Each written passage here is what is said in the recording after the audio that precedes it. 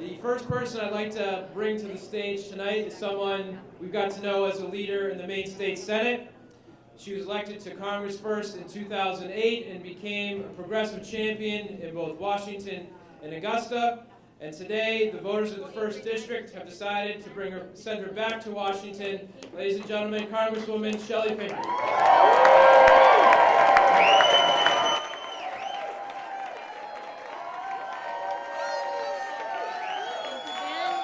Thank you. Thank you. Well, thank you very much. Thank you, Ben, for all of your hard work, and to everybody who's out here tonight, and to the voters of the 1st Congressional District of giving me this opportunity. I'm very proud to be able to say that I was reelected to office again tonight. That is great.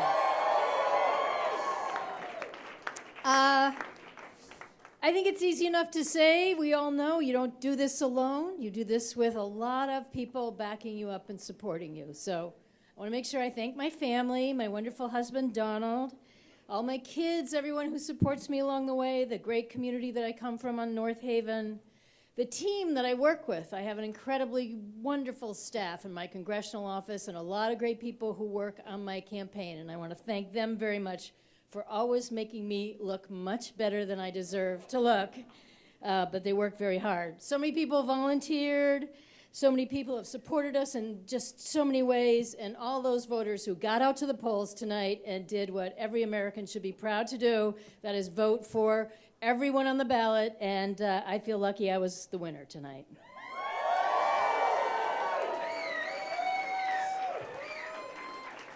And also to my 2 opponents who kept this lively, and I really appreciate them being great opponents and also making sure I had the opportunity to win. So that's good.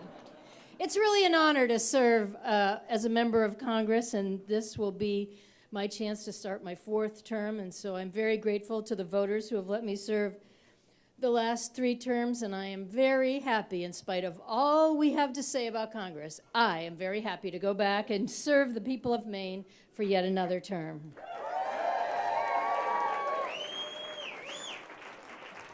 I can say with the utmost of confidence that when I first ran for office back in my town of under 400 people, for the tax assessor and then the school board, I never, ever imagined that I would be the person who represented the 1st Congressional District in Maine, and I would get to serve all of you in Washington.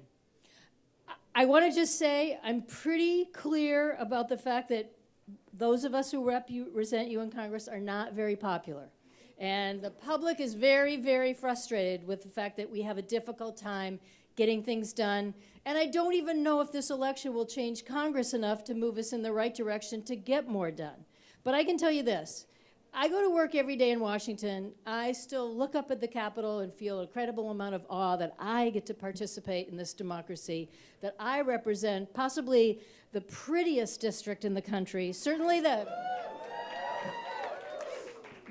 most hardworking, common sense, sensible voters in the country who I am very proud every day to go down and fight for them. And even when there's partisan gridlock, even when I can't convince my colleagues on the other side of the aisle that the American public wants us to move the government forward, that wants us to get things done, even those days, I still think about every day, what can I do to fight for the state of Maine? Some days, I find a Republican across the aisle and I say, hey, you care about local farmers in rural districts and food policy or school lunches. Why don't we work together on some of the issues of the Farm Bill that you and I can both say we care about? Many times it's fighting for our veterans. We have such a high percentage of people who have served their country in this district, and they all need our assistance when they come home, and I'm always proud to work for them. Some days, we just write a letter to a cruise ship and say, why aren't you buying more Maine lobsters? You're right here in Portland. And some days they do.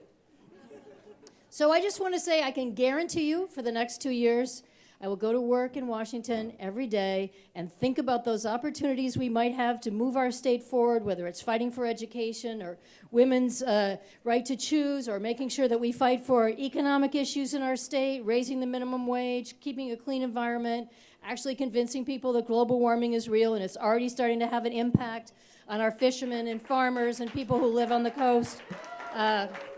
We have our work cut out for us. We have so much to do. I take this job very seriously, and I thank everybody for the opportunity to serve you again for another 2 years. I also just want to say the night is young, and we're all going to do a lot of poll watching tonight. I want to thank Shenna Bellows, who didn't make it to the finish line but put together an incredible campaign, worked extremely hard. And Shenna and everyone who worked with her should be incredibly proud of the work that she did, the way she tackled the issues in the debate and on the road and walking across this state. We should be very, very proud of Shenna, and I wish she was going to the United States Senate with us tonight. Emily Kane, still up there working in the 2nd CD, has also run a great campaign, and I got all fingers and toes crossed, hoping that I will get to work with Emily Kane. And I can guarantee you my congressional colleagues across the country are really hoping that we will have Emily in the win column tonight. And lastly, we got a very tight race for governor. And I think all of you know that I've been very proud to serve with Mike Michoud. I was lucky enough to be with him in the United States Senate. I feel very fortunate, in this Maine State Senate, I feel very fortunate that I've served with him for the last 6 years as a member of Congress. He's going to be sorely missed by our colleagues in Congress because he does such a great job, again, working across both sides of the aisle on veterans issues, on trade issues, and fighting against the bad trade deals we've made in this country, fighting for things to be made in America, like he did with the Berry Amendment, and saying our soldiers should wear American-made footwear. That was Mike all the way, and we should be very proud of the work he did there. And I, for one, am looking forward to the end of this night, whatever hour it is, when we can say, we put somebody in the Blaine House who spent 29 years of his life packing up that lunchbox every day, working hard at the mill, just like his father and his grandfather did, and coming home tired and knowing that every night he was in a community that had to worry about, would the mill be there? Could they get the river clean? Would there be a future for their kids in public education and all the things that community needs? That's exactly what we need in the Blaine House. Everybody has cast their vote already, but I got every other finger and toe crossed because I want to make sure that we have Mike Michoud as our governor when the night is done. So I think it's time to go back to counting votes. Doing a little bit of partying, all of you keeping your fingers crossed, but I just want to thank you again to everybody who helped me get to this place today, everybody who's made it possible for me to serve all of you in Congress. I plan to turn right around, work hard, and do everything I can to fight for the people of the 1st Congressional District. Thank you very, very much. Thank you. Thank you. Thank you, everybody. Thank you.